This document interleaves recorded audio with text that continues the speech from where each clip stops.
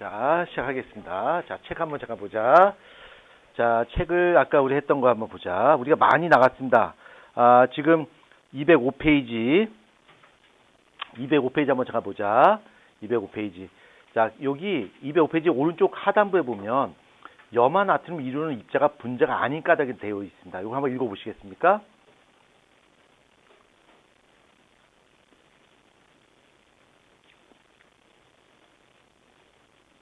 자, 좀 어려운 말로 설명이 되어 있는데 종합한다면 이것이 옹기종기 그룹지어서 있지 않다는 뜻이겠죠? 그래서 이건 분자가 아닌 거고요. 밑에 보면 개념 빌드업이 있습니다. 자, 개념 빌드업 두 문제니까 한 3초 만에 풀 수 있습니다.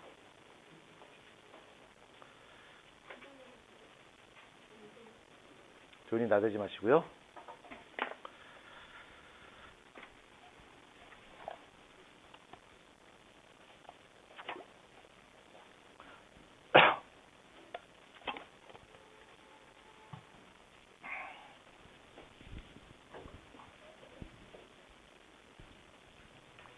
자, 다 하셨나요? 네. 다 했죠? 자, 개념 빌드업. 첫 번째는 분자, 이온. 두 번째는 원자, 분자. 이렇게 되어 있습니다. 자, 그 다음 보자. 자, 그 다음 페이지 보면 이온의 형성이 되어 있는데, 이온의 형성은, 내가 너무 많이 강조했어요. 그쵸? 이거는 다 내용을 설명을 드렸습니다. 양이온 되는 거, 음이온 되는 거, 이거 다 설명 드렸습니다. 자, 그래서 이쪽 페이지는 넘어가도록 하고요. 자, 207페이지 보자. 자, 207페이지도 양이온과 음이온을 어떻게 표시하는지가 다 나와 있습니다. 근데 이 부분도 다 설명드렸고요. 맨 밑에 나와 있는 양이온과 음이온 리스트가 쭉 있죠? 요것도 얼추 다 설명을 드렸습니다. 그래서 이쪽은 추가적으로 설명드릴 부분이 없습니다. 없고요. 자, 여기서 207페이지 맨 밑에 표가 있죠. 여기서 두 개만 체크합시다. 양이온 중에 보면 구리이온이 있어요. CO2 플러스. 이거 체크하시고요. 원래 이온이라고 하는 건 눈에 보여, 안 보여? 안 보여. 이온은 눈에 안 보이는데, 이온은 안 보인단 말이에요. 그래서 소금을 고체 상태로 갖고 있으면 눈에 보여요. 흰색 가루가 보인단 말이야. 근데 물속에 집어넣게 되면 얘가 양이온과 음이온으로 쪼개져요. 그럼 이온은 그때부터 눈에 안 보여. 이온은 눈에 보이지 않는다는 얘기가 매우 작은 형태로 쪼개지는 거죠. 근데 이온이라고 하는 것은 거의 대부분 색깔이 없어요. 근데 이온 중에서 색깔을 나타내는 놈이 두 가지가 있거든. 두 가지가 있는데 구리이온은 색깔이 푸른색을 띱니다. 푸른색을 띈다는 걸 기억하시고요. 자, 그 다음에 맨 오른쪽 귀퉁이에 보면 과망간이지산 이온이라고 있어요. 과망간이지산 이온. 얘도 색깔 띱니다. 얘는 보라색을 띄어요. 이 두 가지 기억하셔야 돼요. 두 가지를 기억하시고 그 다음 페이지 넘어갑니다. 자, 그 다음 페이지 보게 되면 이온을 이루어진 물질이 있고요. 요 이온을 이루어진 물질이 뭐가 있고 어떻게 표시하는지를 제가 다 설명드렸습니다. 그래서 이 부분도 정말 퍼펙트하게 다 설명드렸고요. 우리가 추가적으로 원리는 다 배웠고요. 그 다음에 암기 형태로 우리가 좀 기억할 부분이 있다면 맨 밑에 나와 있는 이온을 이루어진 여러 가지 물질의 종류가 있죠. 요거 정도 하고 그 다음에 이것이 어떻게 쓰이는지 염화 나트륨, 염화 칼슘, 탄산 칼슘, 탄산소 나트륨 뭐 이런 것들이 어떤 용도로 쓰이는지 정도만 여러분이 보시면 되겠습니다. 그 다음에 참고로 오른쪽에 보면 탄산 수소 나트륨이 있는데 자, 탄산소 나트륨에 대해 잠깐 설명하자. 요거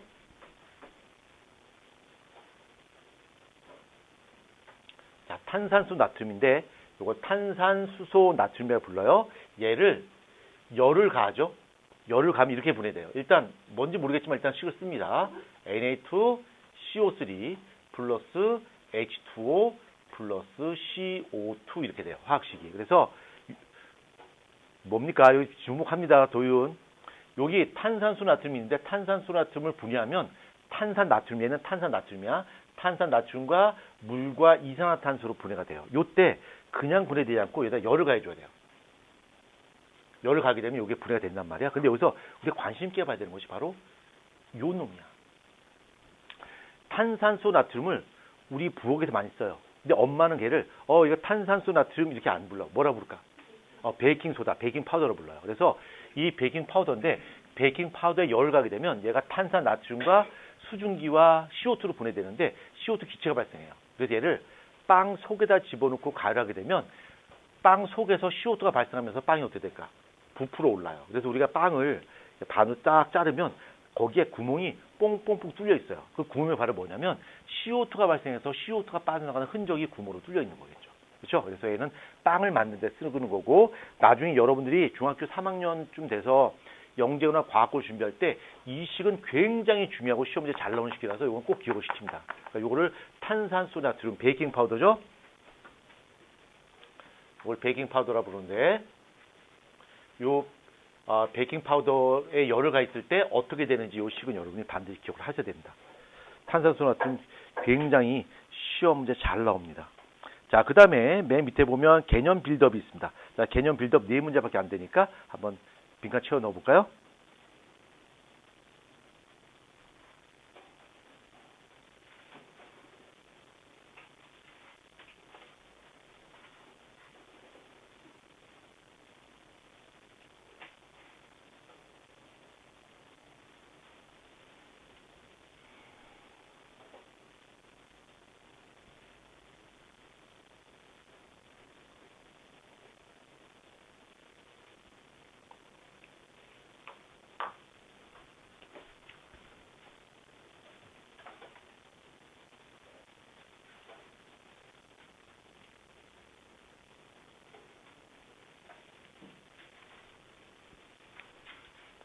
자, 개념 빌드업 다 채웠나요?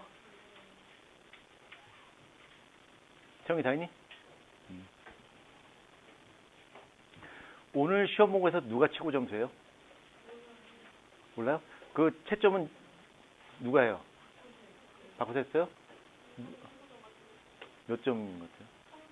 오, you are so smart boy. 오, 영어가 꽤 되죠? 놀라지 마시고 영어 잘한다고.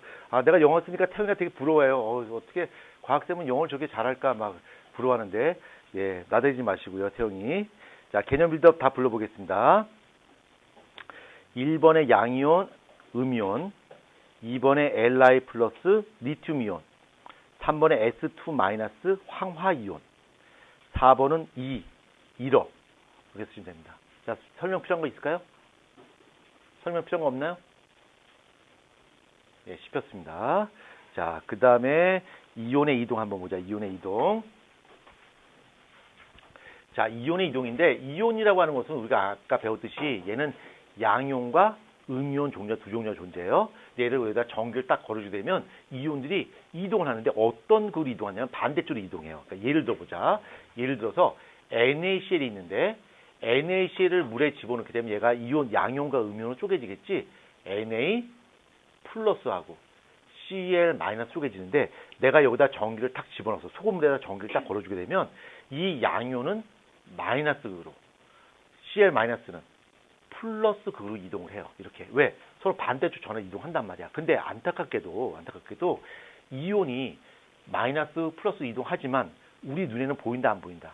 안 보인다. 그래서 직접 눈으로 보고 싶은 거야. 그래서 두 가지를 선택할 수 있어요. 하나는 우리가 색깔 띠는 이온 중에 대표적으로 Cu2 플러스 이온하고요.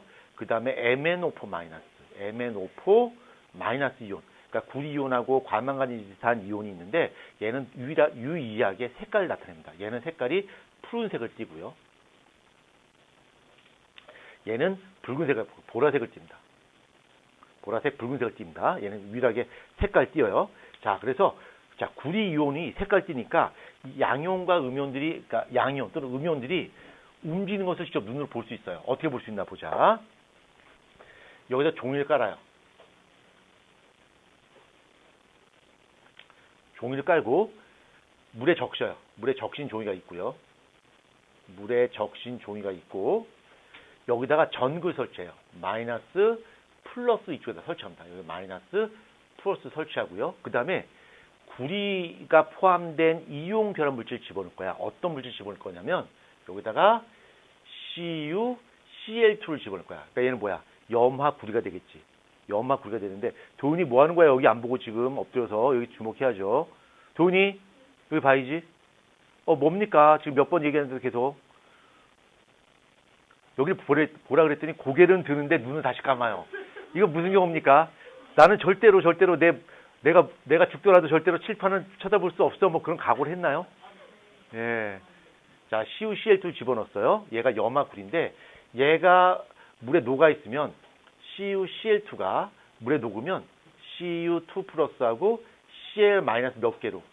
2개로 이온화 되겠지? 이걸 이렇게 쓰지 않고 어떻게 쓰냐면 CuCl2가 물속에 들어가서 이온화가 되면 Cu2 플러스하고 Cl 마이너스 2개로 이렇게 이온화 되는 거야. 양이온과 음이온이 이온화 된단 말이야. 그 다음에 여기다 전기를 걸어주게 되니까 양이온과 음이온이 서로 반대쪽 전극을 통해서 이동을 해요. 그쪽 방향으로 뛰어간단 말이야. 그러면 여기가 마이너스 이니까 이쪽 마이너스로 뛰어가는 이온은 어떤 이온이 이동할까? Cu2 플러스가 이동할 것이고요. 그 다음에 플러스로 이동하는 이온은 어떤 이온이 이동할까? Cl 마이너스 이온이 이렇게 이동한다는 얘기야. 근데 안타깝게도 Cl 마이너스는 우리 눈에 보여 안 보여? 안 보여. 색깔이 없어요. 근데 Cu2 플러스는 색깔이 있다 그랬지? 무슨 색깔 띈다 그랬어? 푸른색을 띄고 있으니까 푸른색 반점이 마이너스로 이동하는 것이 이렇게 눈에 보인다는 얘기야. 쭉 끌려가는 게 눈에 보여요. 그래서 양이온과 음이온이 서로 반대쪽 전구로 이동하는구나 라는 사실을 알 수가 있겠죠. 그렇죠? 근데 여기서 놀라운 함정이 하나 있어요. 시험에 잘 나오는 건데 실제 실험할 때 이렇게 실험하진 않아요. 여기 물의 적신 종인데 이 그냥 물에만 적시냐? 안 돼요. 그러면 왜 그러냐면 그냥 물에다 적시면 전기가 잘 안 통해요. 전기가 안 통해서 얘가 잘 끌려가질 않아요. 일단 이 종이에 전기가 잘 통하게끔 만들어줘야 돼. 그래서 이 적신 종인데 이 속에다가 전기를 잘 흘려보내기 위해서 전해질을 여기다 집어넣어야 돼요. 전해질을. 근데 그 전해질은 색깔이 없는 전해질을 집어넣을 거야. 예를 든다면 펜이 왜 이렇게 안 나와? 윤준아 펜이 안 나오네. 이럴 땐 뭐라 그러죠? 예, 은진스럽다 그런 거죠? 예. 자, 예, KNO3 요걸 집어넣어요. 얘 이름 뭐지? 질산 칼륨을 집어넣는 거야. 그러면 질산 칼륨 전해질을 집어넣는 이유는 뭐 때문이야? 전기를 잘 흘려주기 위해서, 얘를 집어넣는 거야. 그러면 얘가 여기 물에 여기 같이 섞여 있기 때문에 이온들이 이쪽으로 이동하고 이쪽으로 이동하는데 이쪽으로 이동하는 이온은 뭐가 있냐면 K 플러스 이온도 있고요. NO3 마이너스 이온도 이쪽으로 이동해요. 그렇지만 얘는 우리 눈에 보여 안 보여? 안 보여. 우리 눈에 보이는 것은 파란색 반점의 형태를 띠고 있는 구리 이온만 마이너스로 가는 것이 눈에 보인다는 얘기야. 그렇지만 우리 눈에는 보이지 않지만 Cl 마이너스와 NO3 마이너스, K 플러스와 NO3 마이너스도 이동한다는 얘기야. 그리고 이렇게 KNO3를 집어넣는 이유는 전기를 잘 흘려주기 위해서 이렇게 한다는 얘기지. 그렇죠? 이게 핵심이야. 그 다음에 이거와 똑같은 실험이 뭐가 있냐면 이거 갖고 실험하는 거야. 얘는 단지 색깔이 어떻게 될까? 좀 달라요. 그 색깔이 어디 나오냐면 어디 보시냐면 여기 209페이지 오른쪽 맨 밑에 봐봐요. 황산구리 수용액은 푸른색을 띠고 있고요. 과망간이산 칼륨 수용액은 보라색을 띠고 있어요. 그러면 이 과망간이산 수용액이 보라색을 띠는 이유는 바로 MnO4 마이너스 때문에 색깔이 보라색으로 나타나는 거야. 자, 이게 똑같이 실험합니다. 똑같이 물의 적신 종을 준비하고요.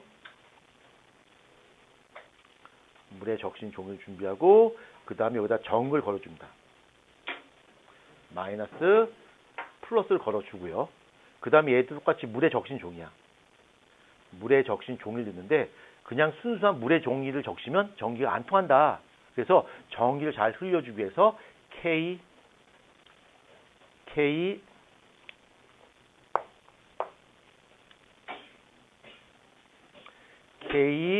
KNO3를 여기다 집어넣는 거야. 자, 이거 집어넣는 이유는 뭐 때문이다? 전류를 잘 흘려주기 위해서. 그렇죠? 얘를 집어넣는 거야. 그 다음에 KMNO4를 적신 C를 여기다 갖다 대는 거야. 얘는 KMNO4야. 그럼 얘는 이름이 과망간이산 칼륨 되는데 얘를 물속에 집어넣으면 KMNO4가 물속에 들어가면 K 플러스하고 그 다음에 MnO4 마이너스 이온화 되겠지. 그 다음에 칼륨 이온은 마이너스로 MnO4 마이너스는 플러스로 이동할 거야. 근데 K 플러스는 색깔이 있어 없어? 없어요. 이동은 하겠지만 우리 눈에 보이지 않아. 그렇지만 얘는 색깔이 보라색을 띠기 때문에 이 보라색을 띠는 반점이 플러스로 이동하는 것이 눈에 보이겠죠. 자, 봅시다. 여기에 마이너스 이동하는 거, 플러스 이동하는 것이 보이는데 마이너스 이동하는 것은 K 플러스 이온, 칼륨 이온이 이동할 거고 이쪽 플러스로 이동하는 것은 MnO4 마이너스 이동하겠지. 근데 K 플러스는 색깔이 있어 없어? 없어요. 그렇지만 MnO4 마이너스 과망간지산 이온은 색깔이 있어. 붉은색 반점이 이쪽으로 플러스로 이동한다는 얘기죠. 그래서 양이온이니까 플러스 이동하는구나 라는 사실 알 수 있겠지. 그리고 여기서 추가적으로 하나 더 한다면 마이너스 플러스 이동하는 이온이 얘네 둘만 있냐? 그렇진 않겠죠. KMnO4가 또 이동을 하니까 이쪽으로 똑같이 K 플러스 이동할 것이고요. 반대쪽으로 뭐가 이동할까? NO3 마이너스 이동하겠죠. 그렇지만 우리 눈에 보이는 것은 얘만 눈에 보인다는 얘기야. 이 실험을 통해서 알 수 있는 것은 양이온과 음이온이 전기를 띠고 있고 전기를 걸어주게 되면 반대쪽 전하 쪽으로 이동한다라고 하는 것을 시각적으로 보여주는 두 가지 실험이에요. 아주 중요한 실험입니다. 시험 문제 꼭 출제돼요. 꼭 반드시. 이거 출제가 안 될 수 없어요. 반드시 출제됩니다. 이거 출제가 안 된다면 수연이 손모가지 걸도록 하겠습니다. 예. 예. 근데 여기 황산구리 수용액이 4월이지 색깔인데 무슨 황산구리 수용액을 넣어서 만든 거예요? 그렇진 않겠죠? 예, 색소를 집어넣습니다. 색소를. 굳이 왜 집어넣습니까? 예.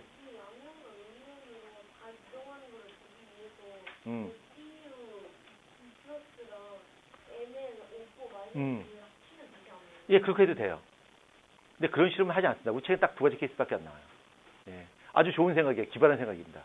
그러니까 만약에 CU하고 MnO4 합하면 화학식이 어떻게 될까? CU 하나에다가 MnO4가 두 개 있어야 되겠죠. MnO4 2 이렇게 돼야 되겠죠. 그렇죠? 과망간지산 구리 그거 갖고 실험하면 되겠죠. 그렇죠? 그럼 양쪽으로 색깔이 그렇죠?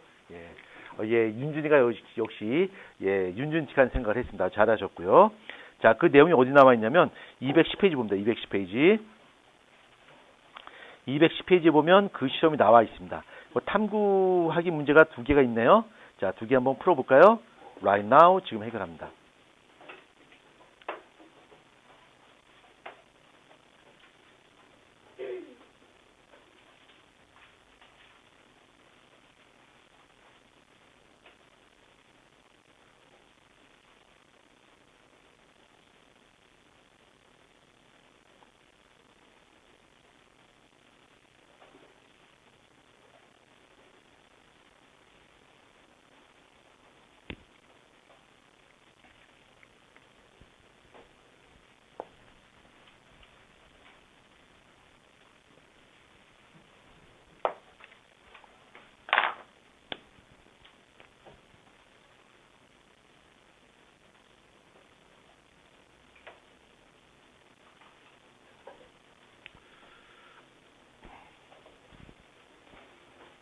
다 하셨죠?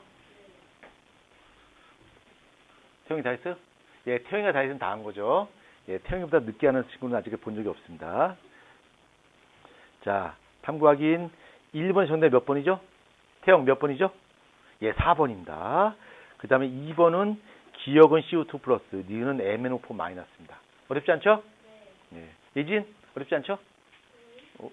왜 그 당황하십니까? 예.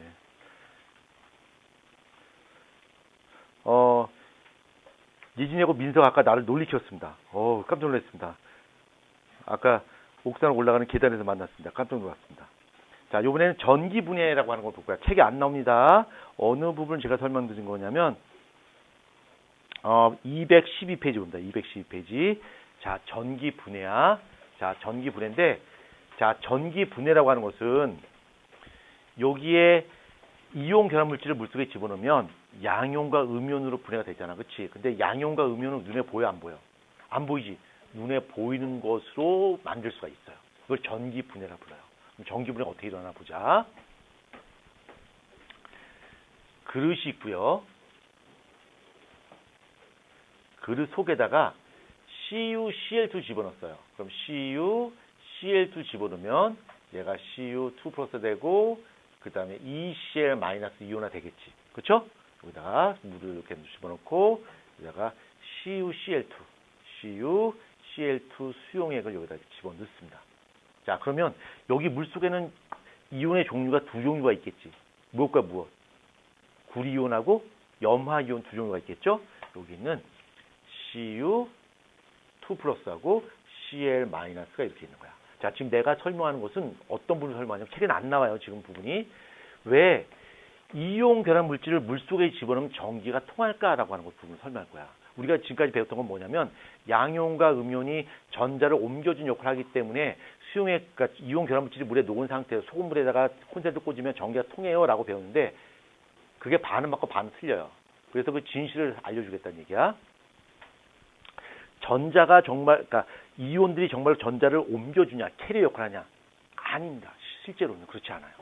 그 진실을 이제부터 설명드리도록 하겠습니다. 예? 자, 이렇게 기억하시고요. 그 다음에 여기다 전기를 걸어줬어. 여기다가 마이너스 플러스 전기를 걸어줬다 치자. 이렇게. 그럼 이게 짧게 된 것이 뭐야? 여기가 마이너스 플러스야. 안 배웠어요? 마이너스이죠. 이거 뭐가 되는 거야? 플러스야. 자, 그럼 전류는 플러스에서 마이너스로 흐르지만 전자는 어느 쪽에서 어느 쪽으로 흘러? 마이너스에서 플러스로 흐르는 거야. 그래서 여기에 만약에 건전지가 이렇게 있다고 가정하자. 건전지가 있으면 여기가 마이너스가 되고 플러스가 돼요. 전선을 이렇게 연결하고 여기다 전구를 연결했다 치자. 이렇게. 그러면 여기 전구에 불이 켜진 이유가 뭐냐면 마이너스에서 전자가 빠져나와요. 전자 빠져나와서 이 전구 밑을 전자가 지나가야 돼요. 그래서 플러스로 들어가는 거야. 그래서 전자가 흘러가는 힘을 이용해서 전구에 불이 켜져 있는 거야. 전구가 이 전구 밑으로 전자가 흘러가지 않으면 전자는 있지만 전자가 흘러가지 않으면 전구에 불이 켜지지 않아요. 우리가 물레방아 어떤 건지 알지? 물레방아 알아요? 흐르는 물에 이렇게 방아 돌잖아, 그렇지? 근데 그거를 고여 있는 물에다 해놓으면 물레방아 돌아 안 돌아? 안 돌아요. 물이 흐르는 힘을 이용해서 물레방아 도는 것처럼 전자가 있다고 해서 전구에 불이 켜진 것이 아니라 전자가 흘러가는 힘을 이용해서 전구에 불이 켜지는 거야. 전자가 흘러가야 돼. 그래서 이쪽에 전선을 끊어놨어요. 그러면 전자가 이렇게 가서 이쪽으로 들어가야지 전자가 계속 흘러갈 수 있고 전구에 불이 켜지게 되는데 여기가 끊어지게 되면 전자의 흐름이 여기서 딱 멈춰요. 그러니까 전자는 있지만 전자가 멈춰 서 있는 거야. 그럼 전구에 불이 켜져 안 켜져? 안 켜져요. 전자는 흘러가야 되는 거야. 그래야지 불이 켜지는 거야. 그걸 바로 전류라 불러요. 전자가 흘러가야 되는 거야. 자, 마이너스 이고 플러스 있고요. 그러면 전자는 마이너스에서 나와서 플러스로 들어간단 말이에요. 일단 마이너스에서 출발합니다. 전자가 야호 출발해서 출발해요. 여기 그때 딱 왔어. 그때 왔는데 이 전자가 헤엄을 칠 수 있다, 헤엄을 칠 수 없다. 헤엄 못 친다. 수영을 안 배웠어요. 여러분들처럼. 여러분 수영 배웠잖아. 저기 민서는 어릴 때 수영 배웠잖아. 그렇지? 그렇죠. 지금 수영 잘하잖아. 그렇죠? 예. 예, 잘하고요. 그다음에 심지어는 성균이도 수영 배웠잖아. 그렇지? 예, 수영 배웠고요. 그렇죠? 그래서 수영 좀 치잖아. 그렇죠? 그래서 어릴 때는 선수부에 들어가려고 했잖아. 아, 그 정도는 아니야? 아, 그냥 생존 수영만? 아. 근데 이 안타깝게도 이 전자는 수영을 안 배워서 이 헤엄을 칠 수가 없어요. 그러면 이 전자가 물속을 통과할 수 없기 때문에 전기가 흐른다, 안 흐른다? 흐르지 않아. 근데 여기에는 양이온과 음이온이 있으면 전자가 건너가서 전자가 순환을 해요. 뭐야? 전기에 불이 켜지는 거야. 여기에 만약에 전구가 있다면 전구에 불이 켜진단 말이야. 자, 이제부터 진실 이야기한다 그랬지? 어떻게 해서 이 전자가 여기 헤엄을 칠 수 있냐를 설명할 거야. 실제로는 전자 헤엄 못 쳐요. 선생님, 그러면 아까 선생님이 설명하실 때는 여기는 양이온과 음이온이 전자를 옮겨주는 캐리어 역할을 한다 그랬잖아요. 그것도 거짓말인가요? 그것도 반은 거짓말이에요. 진실 이야기한다는 거야. 그러면 또 성균이 그랬죠. 왜 거짓말 합니까? 이렇게 나댈 수 있는데 성균이 나대지 마시고요. 잘 설명 드렸습니다. 요 전자가 있는데 전자가 이 전선에 딱 매달려 있어. 그래서 어떡하지? 나 헤엄 못 친데 발 동동동 굴려요. 발 동동 굴려. 그때 여기 있던 CO2 플러스가 마이너스 이동합니다. CO2 플러스는 양이온이기 때문에 마이너스 이동해요. 근데 얘는 CO2 플러스는 현재 전자가 두 개가 남는 거야? 전자가 두 개 부족한 거야? 전자 부족하지. 얘가 저거 뭐지?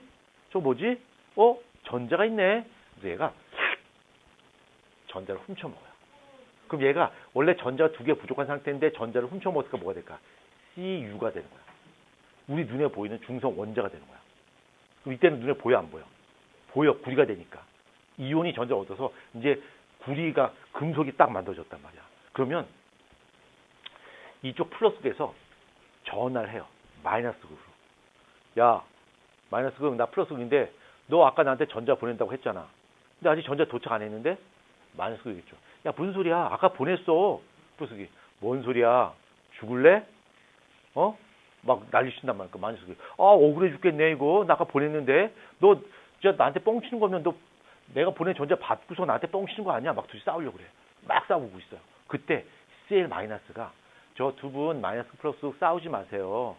제 철없는 남동생이 그만 전자를 훔쳐먹었어요. 제가 마침 전자가 남거든요. 제가 전자를 토해낼게요. 으악 하고 전자 토해내요. 실제로 토해내요. 그러면 봐봐. 얘가 전자 하나씩 남게 되는데 얘가 전자를 토해내서 얘가 아까 훔쳐먹었던 전자 두 개를 여기다 이렇게 토해낸단 말이야. 그치? 그러면 얘는 전자 하나씩 띄어내니까 얘는 뭐가 될까? 우리 눈에 보이는 Cl2가 되는 거야. 그리고 이 전자를 여기다 토해내면 이 전자가 어떻게 될까? 올라간단 말이야. 그러면 우리는 이 물속에서 일어나는 일을 알아 몰라. 몰라요. 전자가 들어갔네, 전자가 나왔네, 전기 통하네 이렇게 보는 거지. 근데 실제로 양이온, 음이온들이 전자를 옮겨주는 것이 아니라 양이온은 전자를 훔쳐먹고요. 음이온은 전자를 토해내는 거야. 그래서 이때 들어간 전자와 이때 빠져나온 전자는 같은 전자는 아니야. 물론 생긴 모양 똑같아요. 그래 구분할 수 없어. 그렇지만 이 들어간 전자는 구리 양이온이 훔쳐먹고요. 그 다음에 이때 튀어나온 전자는 음이온들이 토해낸 전자가 올라온다는 얘기야. 그래서 이온이라고 하는 것은 눈에 보여, 안 보여? 안 보여. 안 보이는데 얘가 전자를 훔쳐먹어서 구리가 됐고요. 얘가 전자를 토해내서 Cl2 염소 분자가 됐어요. 그래서 우리 눈에 보이지 않던 이온들이 우리 눈에 보이는 구리와 염소 기체로 딱 만들어진다는 얘기죠. 그래서 마이너스에선 구리가 여기에 생기고요. 플러스에서는 염소 기체가 뽀글뽀글하고 올라와요. CuCl2 집어넣었더니 구리하고 염소 기체가 따로따로 마이너스에서 플러스에서 분리돼서 발생하잖아. 그치? 이걸 바로 뭐라 불러? 전기 분해라 불러요. 그러니까 그 전기 분해가 가능한 이유가 바로 전해질을 넣어줬을 때 뭐가 통한다? 전기가 통한다. 전기가 통하는 것은 전자를 이동하는 건데 이 양이온과 음이온이 전자를 등에 엎어서 옮겨주는 것이 아니다. 양이온이 훔쳐먹고 음이온이 토해내고 그래서 우리 눈에는 전기가 통하는 것으로 보인다는 얘기지. 뭐? 아니요, 그렇진 않아요. 그래서 이게 계속 전자 흘러가다가 여기 있던 양이온과 음이온이 이제 다 고갈됐어. 그럼 어떻게 될까? 전기가 안 통하는 거죠. 그리고 마이너스에선 구리가 플러스에선 염소 기체가 뽀뽀로 올라와요. 우리가 이런 원리를 이용해서 전기 분해한 케이스가 한 번 더 있어요. 저번 시간에 설명했는데 뭐지? 물의 전기 분해. 물의 전기 분해예요. 그러니까 물의 전기 분해가 가능한 이유가 뭐냐면 물이라고 하는 것은 H 플러스하고 OH 마이너스 구성되어 있어요. 그래서 H 플러스는 무슨 극으로? 마이너스 극으로. OH 마이너스는 플러스로 이동해요. 그래서 얘가 전자를 훔쳐 먹어서 얘는 뭐가 되는 거야? 수소가 되는 거고요. 얘는 전자를 토해내서 산소 기체가 발생해요. 그래서 물을 전기 분해하게 되면 마이너스계선 수소 기체가, 플러스계선 산소 기체가 발생합니다. 오, 신기한데요? 그렇죠, 신기하죠. 그래서 이렇게 전기 분해 과정을 설명했습니다. 근데 보통 내가 이렇게 설명하면 애들이 설명 다 듣고 나서 머릿속에 집에 가서 기억 남는 거는 으악 하고 토해내는 것밖에 기억을 못해요. 안 됩니다. 다 기억하셔야 됩니다. 제가 이제 수업을 하면서 계속 많이 쓰는 단어가 있죠. 어떤 단어 제일 많이 쓰지 내가? 그렇죠. 나대지 마라는 단어 많이 쓰죠. 그래서 내가 하도 많이 이제 이런 나대지 마세요 이런 얘기를 하니까 아이들이 이게 하도 많이 듣다 보니까 습관이 되는 통에 집에 가서 엄마한테 혼날 때 엄마가 야 성균이 너 공부하는 거 숙제 안 하고 뭐 하는 거야? 엄마 나대지 마시고요. 예, 성균이 안방에 끌려 들어갑니다. 그렇죠? 예, 반죽도로 끌려 들어가서 반죽도로 혼나고요. 예, 집에서 절대 써먹으면 안 됩니다. 부모님, 선생님한테 나대지 마시고요, 선생님 이러지 마시고요. 큰일 납니다. 걱정돼요. 시간 써먹으면 안 돼요. 써먹을 것 같은데 쟤. 애들 써먹었다고요? 나대지 마시고요. 자, 그럼 200 이제 다 설명했고 이게 마지막 챕터인가? 아, 마지막 챕터군요. 뒤에 더 있나? 없죠. 그럼 다음에는 여러분이 이 다음 걸 3학년 걸 갖고 오셔야 되겠네. 자, 그러면 시간이 우리가 좀 남았으니까 자유시간? 자유시간 같은 소리 하고 있네. 자유시간 아니고요. 다음 여러분 숙제를 해올 걸 좀 도와드리도록 하겠습니다. 숙제 해올 거를. 숙제를, 여기 숙제는 어째 숙제를 해야 되는 거고, 잠시만요. 뭐가 더 있어요? 아니요, 저기 내용은 없잖아요, 지금. 그쵸?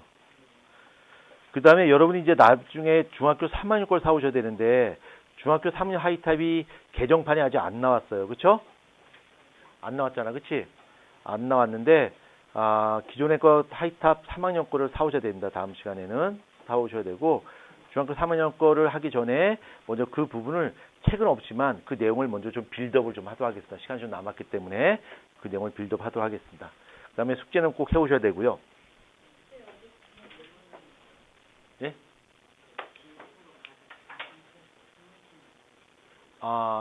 죽습니다. 우리는 질소를 이용할 수 없어요. 질소를 이용할 수 없어요.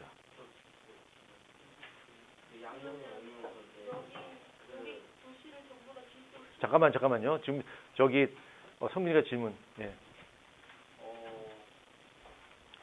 도희 너 때문에 잊어먹었잖아. 성민이가 질문하다가 지금. 예. 예, 말하는 중에 잊어먹었어요. 이런 경우도 가능합니다. 그렇죠? 말하는 중에 야 철수야 있잖아. 예. 선생님 근데 과자 봉지에 있는 거 그 이렇게 딱 까가지고 이렇게 좀 냄새 맡으면 죽어요? 아니요. 우린 질소는 우리가 아예 자체 이용 못해요. 예. 그러면 근데 위에도 산소가 있잖아요. 그건 그러려면 네가 아가미가 있어야 돼요. 예. 그냥 질식사하는 거예요. 그러니까 우리가 숨을 마실 때 산소가 없는 상태에서 숨을 마시게 되면 질소기체를 마시거든요. 근데 질소는 우리 몸에 흡수가 안 되기 때문에 아예 숨을 못 쉰다고 느끼죠. 공기 중에 약 70%가 질소예요. 예. 그냥 숨이 막혀서 죽는 겁니다. 숨을 못 쉬어서 죽는 겁니다. 그렇겠죠, 아마도? 그게 왜 궁금합니까? 그러니까 질소 기체만 있다면 우리가 어떤 느낌이냐면 우리가 숨을 찾는 거랑 똑같아요. 숨을 쉬어도 숨을 쉰 것 같지 않은 고통을 느끼는 거죠. 예. 그게 왜 궁금합니까? 그게 왜 궁금하죠? 글쎄요, 고통스럽지 않게 주는 방법이 어떤 방법이 있을까요? 예. 예. 그건 고민할 필요 없습니다. 어차피 죽어요. 예, 그러니까, 예. 예. 뭐요? 마취를 한 다음에 자, 잠깐만요. 동민이 뭐요? 그건 방사능 물질입니다. 애들이 왜 그렇게, 그건 잠깐 설명드릴게요. 저기, 우리가 이제 질식사로 죽는 방법 중에, 혹시 여러분 청산가리 먹어본 사람 있나? 아무튼만 먹어가지고 달다. 예, 청산가리 먹으면 죽습니다. 청산가리 먹으면 죽는데, 청산가리를 먹으면 질식사해요. 질식사. 그러니까 숨을 못 쉬어서 죽는 거예요. 그러니까 숨을 쉬는데 산소가 우리 몸에 공급이 안 돼요. 산소를 쓰지 못해서 에너지를 만들지 못해서 결국 죽게 됩니다. 그게 바로 질식사야. 네? 안 됩니다. 그건 아주 소량으로 사람이 죽어요. 예? 예? 글쎄요, 그게 지금 무슨 초딩 같은 질문입니까? 나대지 마시고요. 자, 우리가 다, 잠깐만요. 예, 민서 뭐요?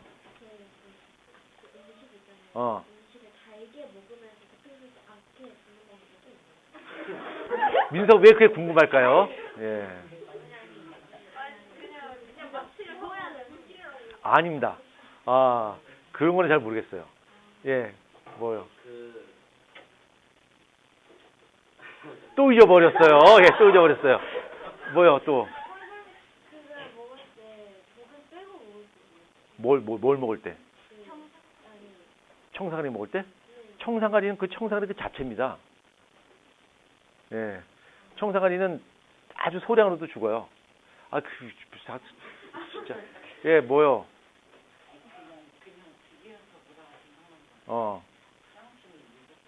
예, 방사능 물질입니다. 어떻게 죽어요? 글쎄요. 그건 금속인데 방사능 물질이라서 굉장히 불안정해요. 예. 손을 먹으면 있나요? 한번 집에 가서 자전거 뜯어 먹어봐봐. 아파트 단지에 자전거 버려진 거 있잖아. 그쵸? 자전거 뜯어 먹어봅니다. 자, 이제 질문 없죠? 자, 이제 진행하도록 하겠습니다. 빨리 생각해. 자, 그만, 이제 그만. 제가 죽는 방법 없나요? 왜 자꾸 죽는 걸 고민할까요? 예. 자, 다음 시간에 배울 거 미리 조금 약간 빌드업 할게요. 자, 우리가 어떤 물질이 변합니다. 자, 물질이 변하는데 이 물질의 변화 과정은 크게 두 가지로 구분해요. 하나는 물리 변화가 있고요. 물리 변화가 있고 하나는 화학 변화가 있어. 물리 변화, 화학 변화가 있는데 이 물리 변화와 화학 변화를 구분하는 가장 큰 기준이 바로 뭐냐면 성질이 바뀌냐 안 바뀌냐. 그래서 물리 변화라고 하는 것은 성질의 변화가 없어요. 성질은 그대로인 거고요. 화학 변화는 성질 자체가 바뀌는 거야. 이렇게 이제 정의 내려져 있는데 정말로 공부를 열심히 한 친구는 이거를 어떻게 이해할 수 있냐면 잘 공부를 못하는 친구들, 공부 열심히 하는 친구들은 물리 변화는 성질이 바뀌지 않는 거고요. 화학 변화는 성질이 바뀌는 거예요. 거기까지만 이해해요. 근데 공부 좀 잘하는 친구들은 우리가 아까 배웠던 거하고 연계를 합니다. 그래서 물리 변화는 성질이 변하지 않는다고? 그럼 물질의 성질을 나타내는 최소 단위가 뭐야? 분자. 그럼 얘는 분자의 종류가 바뀌어 안 바뀌어? 분자의 변화가 없는 거야.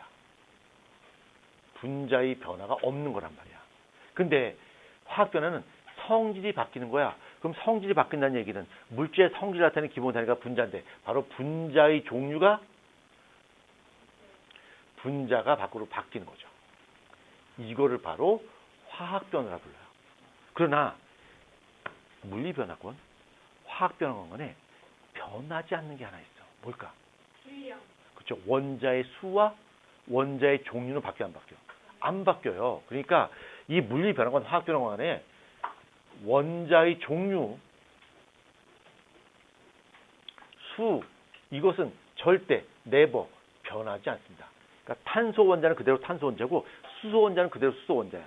단지 바뀌는 게 있다면 이 화학 변화에서 바뀌는 것이 있다면 탄소 원자와 수소 원자의 짝꿍이 바뀌는 거야. 그러니까 예를 들어서 물을 전기분해한다 치자. 물을 전기분해하게 되면 물이 있는데 물을 분해하면 수소 기체하고 산소 기체가 만들어지는데 원래는 수소와 산소 원자가 짝꿍을 맺고 있었단 말이야. 근데 수소와 산소의 짝꿍이 끊어지면서 수소는 수소끼리 산소는 산소끼리 짝꿍으로 바뀐 거야. 그치? 그래서 이 분자의 종류가 바뀐다는 얘기는 원자의 배열이 바뀌는 거죠.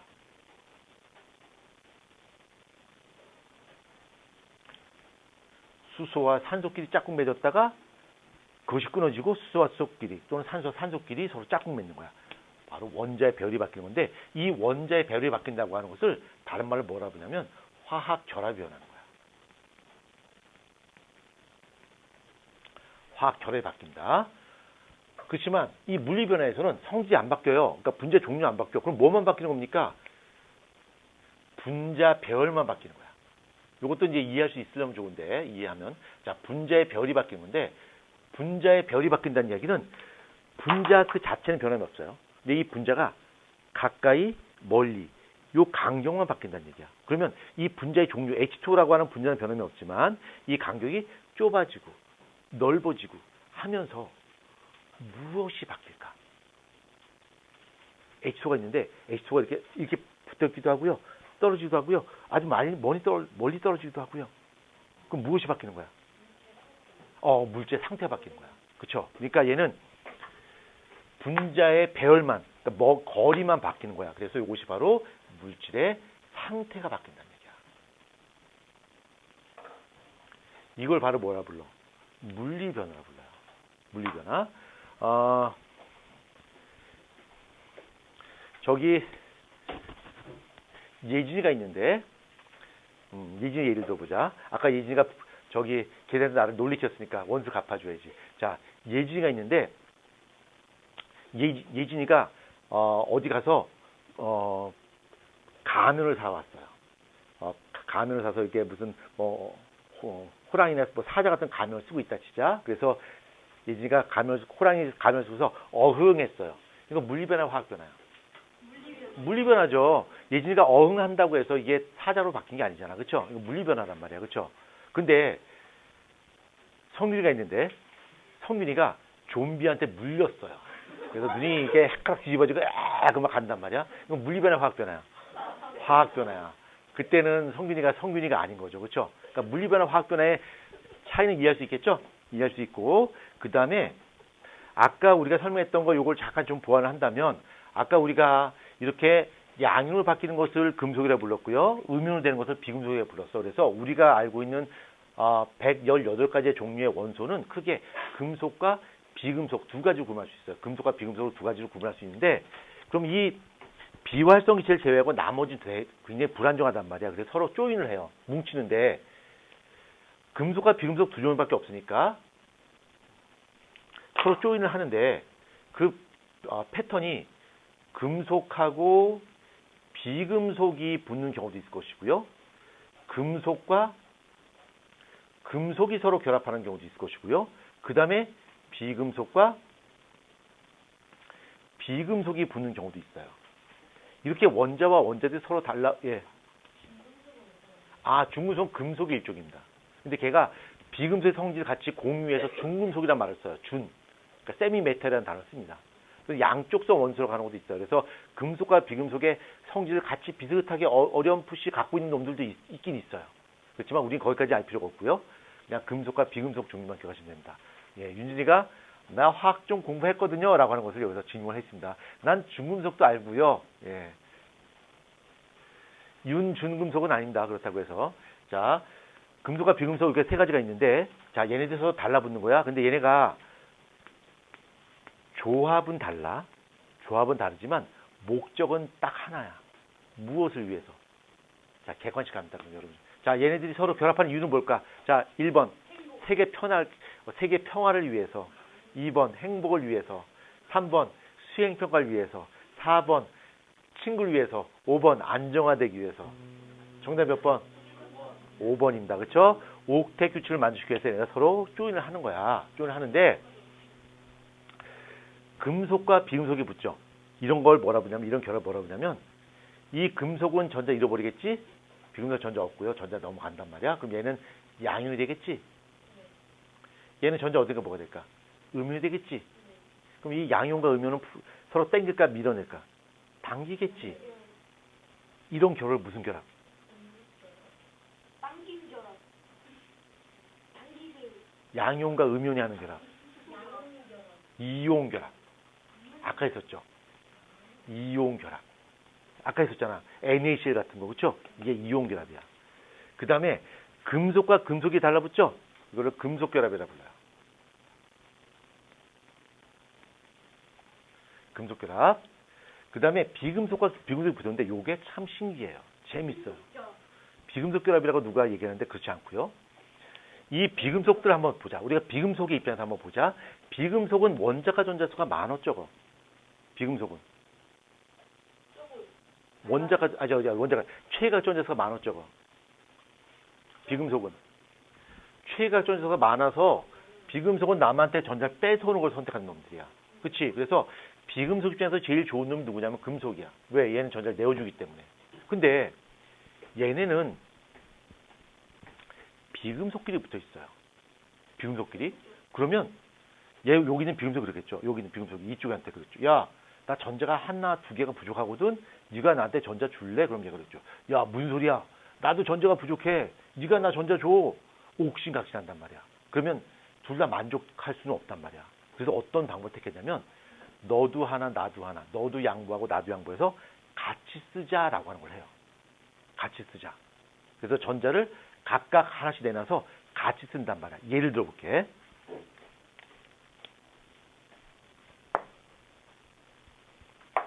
자, 화학식이 H2가 있다 치자. 물이죠. 그렇죠? 물인데 자, 산소인데 산소는 원자 번호가 몇 개야? 산소는 원자 번호가 몇 번이야? 8번. 그럼 최각 전자 몇 개일까?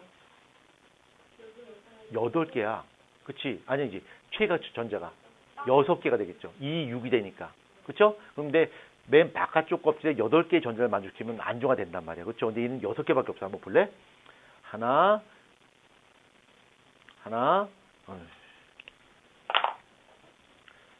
하나, 둘, 셋, 넷, 다섯, 여섯 개 이렇게 돼 있단 말이야. 그럼 여기에 여기 전자 하나 채우고 여기 채우면 8개 옥텟 만족시킬 수 있는데 아쉽잖아. 그치? 여기 누가 오냐면 수소가 와요. 수소가 와서 나 전자 하나밖에 없네. 여기 이거 딱 2개 여기 하나 채우면 나 첫 번째 껍질 전자 2개 옥텟 만족시킬 수 있는데 그런단 말이야. 또 수소가 오겠죠. 나 요 전자 하나 있으면 요거 나 안정화될 수 있는데 그래서 얘한테 가서 그러죠. 야 산소 너 전자 나 하나 줄래? 그럼 나 옥텟 만족시킬 수 있어. 야 네가 나 줘. 나 전자 2개 부족해 이런단 말이야. 그러니까 서로 막 뺏으려니까 둘 다 불안정해지는 거야. 그래서 어떻게 하냐면 한 발씩 양보하자. 그래서 이 산소가 그러죠. 야 내가 요 전자 너 줄 테니까 너도 요 전자 나 줄래? 그리고 같이 쓰자 그런 거야. 그래서 너는 수소가 알았어 하고서 수소가 이렇게 와서 요 전자를 가운데 내놓고 같이 쓰는 거야. 같이 써. 그 다음에 요 전자도 여기다 전자를 넣어놓고서 야 산소야 우리 같이 쓰자 하는 거야. 내려놓고서 같이 쓰는 거야. 자 그럼 무슨 일이 벌어지냐면 여기는 산소 입장에서 보자. 산소가 가지고 있는 최애각 전자 몇 개 되는 거야? 8개. I'm happy 되는 거죠. 수소는 최애각 전자 몇 개 되는 거야? 2개. 얘는 첫 번째 껍질 2개 채웠으니까 얘는 뭐가 되는 거야? 안정화 되는 거야. 그럼 I'm happy, you are happy, we are all happy가 되는 거죠. 그렇죠? 근데 이렇게 전자를 너도 하나, 나도 하나 놓고 같이 쓴단 말이야. 이런 결합을 무슨 결합으로 부르지 한번 봅시다. 자, 이것도 여러분이 좋아하는 객관식으로 갖도록 하겠습니다. 항상 객관식은 정답은 정해져 있는 것 같죠? 몇 번? 항상 5번입니다. 예. 꼭 그렇다는 보장 없어요. 자, 그래서 얘 비금속끼리 할 때는 이렇게 전자를 같이 너도 하나 나도 하나 같이 쓰자고서 전자를 같이 공유한단 말이야. 자, 이 결합 무슨 결합이라고 한번 보자. 자, 1번 이온 결합, 2번 금속 결합, 3번 우리 결합, 4번 공유 결합, 5번 도깨비 결합. 정답 몇 번? 예, 4번입니다. 이게 무슨 결합이야? 공유 결합이 되는 거야, 얘가. 이게 바로 공유 결합입니다. 아까 객관식 보기에서 5번이 뭐 있었죠? 도깨비 결합했는데 내가 도깨비 결합 그러면 아이들은 잘 몰라요. 뭔 뜻인지. 형이 모르죠? 갑자기 뜬금없이 도깨비가 나오는지. 그렇지? 그렇지만 여학생들은 알아요. 왜 도깨비 결합인지 알죠? 몰라요? 왜 도깨비인지 알죠? 그래, 공유. 도깨비 몰라요? 모르나? 너무 오래됐나? 도깨비 알죠? 몰라요? 예진이 도깨비 몰라요? 왜, 얘는 이해했단 말이야. 그, 공유결합에서, 공유라는, 영화배우가 있죠? 알죠? 그 잘생긴, 그 커피 광고하고 카누인가? 그 광고하는 사람 있잖아. 그 오징어 게임에서 딱지치기 했던 사람. 오징어 게임 봤어요? 예. 오징어 게임에서 딱지치기 했던 사람인데, 그 사람 영화배우 이름이 누구야? 공유야. 그쵸? 그래서 공유결합이니까 도깨비 결합 이렇게 이름을 바꾼 거죠. 이해했죠, 이제? 왜요? 도깨비 배우 이름이 공유야. 예. 자, 몰라줘요. 자, 공결합입니다, 공결합. 자, 그럼 공결합이라고 하는 거 보면, 이거 정말 신기해요. 이건 이제 번외로 엑스트라로 설명할 거야. 자, 질소하고 수소 결합하면 뭐가 만들어지니? 질소하고 수소가 결합하면. 그렇죠. 암모니아 만들어요. 암모니아 화학식이 뭐야? NH3야. 성균이, 너 농협 아냐? 그러니까 농협 아냐? 농협이 세 개가 있네요. 아니야. 암모니아야. 암모니아인데, 왜 얘는 NH3일까? NH2도 아니고 NH4도 아니고 NH3가 되는 이유가 있어요. 한번 보자. 질소는 원자번호 몇 번이야? 질소. 벌써 지나갔잖아. 7번이야. 그럼 최애각 전자 몇 개야? 5개야. 자, 질소가 있어요. 최애각 전자 5개야. 하나, 둘, 셋, 넷, 5개. 그럼 얘는 현재 전자 몇 개 부족해? 3개 부족하지? 그러니까 여기 수소가 오는 거야. 수소가 와서 야 같이 쓰자 수소, 질소 해서 여기다 전자 같이 쓰고서 수소는 어차피 전자 하나밖에 없으니까 이렇게 달라붙는 거야. 기생충이 아니죠. 서로 돕는 거죠. 너 you are happy, IMAP, 위와 올 해피가 되는 거죠. 그래서 질소 어떻게 된 거야? 옥텟 만족시켰고요. 수도 옥텟 만족시켰고 얘도 옥텟 만족시켰잖아. 이런 결합 무슨 결합을 불러? 공유 결합. 왜? 전자를 공유하니까. 전자를 공유해서 너도 옥텟, 나도 옥텟을 만족시키는 거야. 그러면 메테인의 화학식 뭐야? 메테인. CH4야. CH2가 아니라 CH4야. 왜 포냐면 탄소 한번 보자. 탄소. 자, 탄소는 원자로 몇 번이지? 또 수헬리 가이죠. 몇 번입니까? 6번입니다. 그럼 취해갈전자 몇 개야? 4개. 하나, 둘, 셋, 4개. 그럼 얘는 수소가 붙는다면 수소가 몇 개 붙을까? 4개 붙겠죠. 여기에 수소가 여기에 같이 쓰자. 이렇게 되겠죠. 이렇게. 그래서 CH4가 되는 거죠. 그렇죠? 왜 CH4가 되고 왜 NC가 되고 왜 H2가 되는지 알 수 있겠지. 그렇죠?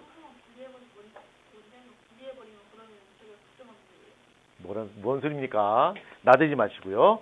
이렇게. 그래서 고온결합을 설명을 했습니다. 아까 이온결합 설명했고요. 선생님, 금속결합은 뭐예요? 금속결합은 어떤 거냐면, 이건 간단히 설명할게요. 고등학교 2학년 과정에 있는 거라서 그냥 깊이 안 들어갈게요. 자, 금속결합은 금속 원자들끼리 하는 결합인데, 우리가 금속을 봤을 때, 금속은 최각전지수가 많아, 적어요. 그럼 금속이 원하는 건 뭘까? 전자를 갖다 버리길 원해요. 그래서 금속이 제일 원하는 상대는 비금속이야. 왜? 얘가 전자를 받아주니까. 근데 금속밖에 없어. 그럼 서로 막 전자를 내어주려고 그런단 말이야. 근데 받아줄 대상이 있어, 없어? 없어요. 근데 이 금속들은 금속이 있고 여기 금속 원자들이 있다 치자. 이 금속 원자들이 전자를 갖다 버리고 싶어 하는데 어머 비금속이 없어. 전자를 받아줄 대상이 없네. 어쩔 TV 발을 동동 구리고 있는데 이 금속들은 굉장히 무책임해요. 전자를 받아줄 수 있는 음이온이 없는데 너 어떻게 전자 갖다 버릴 거야? 몰라. 나 그냥 전자 갖다 버릴래 하고서 그냥 전자를 갖다 버려요. 그래서 이 금속 원자들이 전자 갖다 버리고 얘가 금속 양이온이 돼요. 그리고 얘네가 전자 갖다 버려. 이렇게 전자 갖다 버려. 그럼 이 전자들이 막 돌아다녀요. 그래서 이 금속 원소들이 갖다 버린 이 전자를 뭐라 부르냐면 이 전자를 자유전자라 불러요. 마음대로 나대기 때문에. 그래서 자유전자라 부르는데 이 자유전자가 막 돌아다니는 거야. 막 돌아다녀. 그래서 말이야. 이 금속이 나타나는 특징 중 한 가지가 바로 뭐냐면 소금이 있으면 소금을 망치로 치면 소금은 깨져버려요. 근데 금속은 망치 때리면 찌그러져요. 찌그러져도 금속 결합은 계속 유지가 돼요. 왜? 요 사이를 자유전자가 막 돌아다닐 수 있기 때문에 금속 결합은 계속 유지가 되고요. 이 금속 결합 물질이 갖고 있는 또 두 번째 특징은 전자가 움직여. 전자가 움직여서 내가 여기다가 가열을 했어. 여기다 열을 가했어. 그럼 그 열이 이쪽에 금방 뜨거워져요. 그걸 뭐라 불러? 열 전도성이 매우 크다 그러지. 열 전도성이 큰 이유가 뭐냐면 여기 자유전자들이 마음대로 돌아다니면서 열을 옮겨주는 거야. 그래서 열 전도성이 굉장히 좋고요. 그 다음에 아까 내가 전기라고 하는 것은 전자가 흘러가는 거. 어디다 적었나? 전기라고 하는 것은 전자가 이동하는 것이 바로 전기가 흐른다라고 표현했는데 평상시 때는 금속 내부에 이 자유전자들이 랜덤하게 움직여요. 랜덤하게 막 움직이다가 내가 전기를 여기다가 마이너스 플러스 전기를 딱 걸어주게 되면 이 전자가 한쪽 방향으로만 움직여요.